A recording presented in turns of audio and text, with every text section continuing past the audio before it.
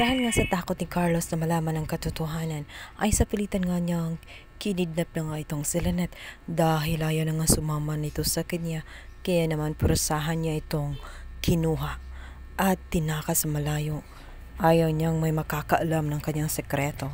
Kaya naman magising na nga itong si Lynette na nakagapos na ang mga kamay at nagtataka na kung saan na siya naroroon.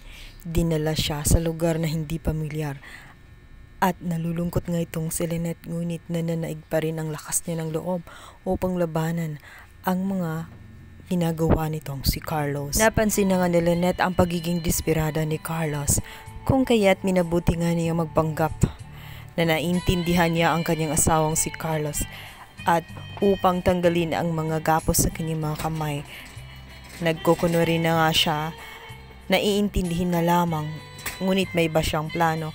Nais niyang tuluyang makatakas sa mga kamay ng kanyang asawang si Carlos. Nang makahanap nga siya ng tiyempo, nang saktong ang kinakalagan na nga ang mga gapos sa mga kamay niya, ay naabot nga niya ang plato na babasagin, at dito nga'y pinukpok niya sa ulo nitong si Carlos. Kaya naman napaaray itong si Carlos at not balance, at nakatakas nga itong si Lynette. Ngunit ang pinakamalaking tanong, kung hindi ba siya maaabutan nitong si Carlos. Alam naman natin kung gaano kalakas itong si Carlos dahil kaya nga nitong pumatay ng isang babae. Sa kabilang banda, labis na ikinighalit ni RJ ang kanyang mga natuklasan. Nagpaubaya siya kay Carlos dahil iniisip nito na siya ang mas nararapat kay Lynette. Ngunit ngayong natuklasan niya na niloloko pa lang niya itong si Lynette, ay hindi niya ito mapapatawad sa mga pinagagawa niya. Labis-labis ang kanyang kasamaan. Kung umarte pa siya, ay para bang si RJ ang pinapalabas niya na masama. Yun pala ay tama ang kanyang mga katob na nasa ilalim ang kanyang kulo. At ngayon natuklasan na nga ng lahat dahil kumakalat na ang sekreto niya na siya ang posibleng killer nitong kanyang asawang si Irene. At isa rin sa rason ay ang nagpakasal siya kahit na alam niya sa sarili niya na hindi pa siya divorce sa kanyang unang asawang si Irene. Ano pang ang lihim na hindi nila alam tungkol kay Carlos.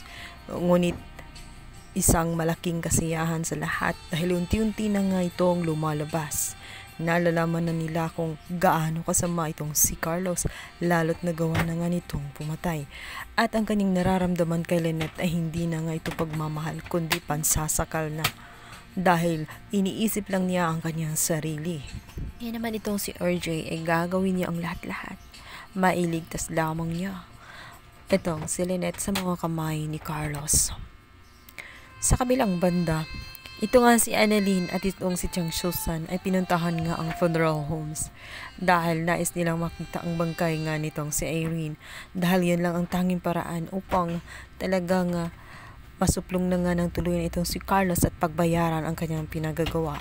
Ngunit dahil sa nabayaran nga ang mga taga-funeral ay hindi nito sasabihin ng katotohanan. Ngunit lilitaw nga ang katotohanan sapagkat ang isa nilang kasamahan ay magsasabi na handa na umuno ang labi ng i-cremate nila. Dito sila magtataka.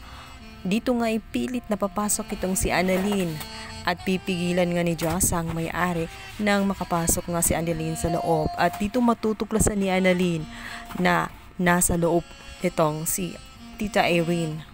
Talaga namang confirmed at hindi sila nagkakamali sa mga nakita nilang labi noong mga nakaraan.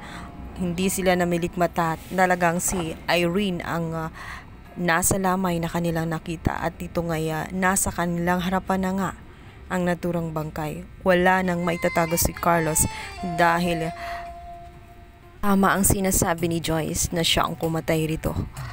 Dahil isa na rin sa mga kinikilos niya kung bakit kailangan niya magtago at saan siya. Kung wala talaga siyang ginagawang masama ay bakit kailangan niyang tumakas? Bakit hindi niya kayang magpakita kina Annalyn at sa mga taong naghahanap kay Irene kung wala naman talaga siyang tinatago? At ang malaking problema ngayon ay dala-dala pa niya itong si Lynette na nasa panganib din dahil natuklasan na ang katotohanan. Sa mga nakita ni Annalyn ay tatawagan nga niya itong si Joyce nang sa ganoon ay mag-file na nga ng kaso laban kay Carlos dahil kumpirmado ang kanilang mga hinala at tama ito. Pruweba ang bangkay.